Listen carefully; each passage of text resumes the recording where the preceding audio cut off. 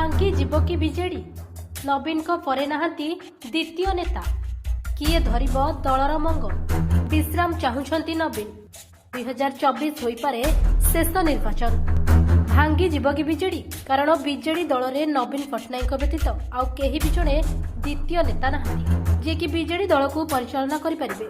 आउ एबे दलर मुखिया नवीन पट्टनायक आड़े टिके विश्राम नेबाकू चाहुछंती बोली आलोचना चलिछि। आउ जदि नवीन पट्टनायक विश्राम नियंती तेबे बिजेडी दलर मंग संभाळिबो किए? नवीन को छाड़ीदेले आउ जे भी दलर मंग धरिबो तांकू अन्य नेता माने मानिबे कि नहीं ताहाकू नै संदेह रहिछि। कारण बाबू नवीन को परे तांकर स्थान नेबा पई दल रे अनेक नेता अनाई रहिछंती। सेमानक भितरु जनकू दायित्व दियागले आशाई थिबा अन्य नेता माने दल रे विद्रोह करिवार आशंका मध्य रहिछि।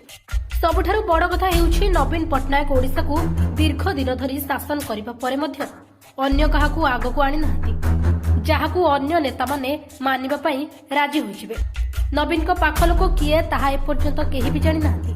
तेणु नवीन पट्टनायक जदि विश्राम नियंती तेबे बिजेडी भांगी जिबा एक प्रकार निश्चिंत बोली चर्चा चलिछि।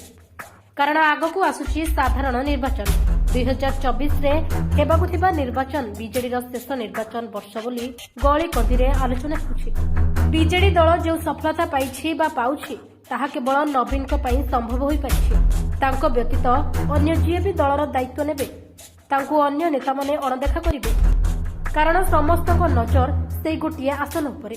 तेणु सेमानक भितरु जनकू दायित्व दियागले अन्य माने असहिष्णु होई पड़िबे। आउ दल रे आरंभ होइजिबो गोष्ठी कन्दल जाकी बिजेडी पई विपद सृष्टि करिबो।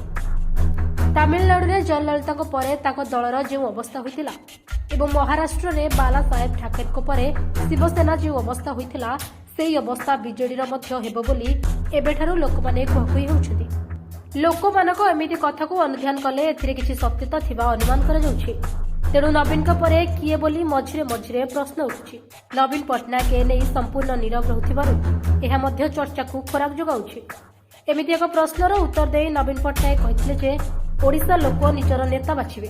तेबे तांको परे किए बोली प्रश्न को आड़ै दैथिले नवीन पट्टनायक। तेबे साधारण निर्वाचन पाखेबा सह एमिति चर्चा बढ़ी बढ़ी चलिछि किंतु तार उत्तर केही भी जानि नाहांती। ब्यूरो रिपोर्ट ओडिसा किला।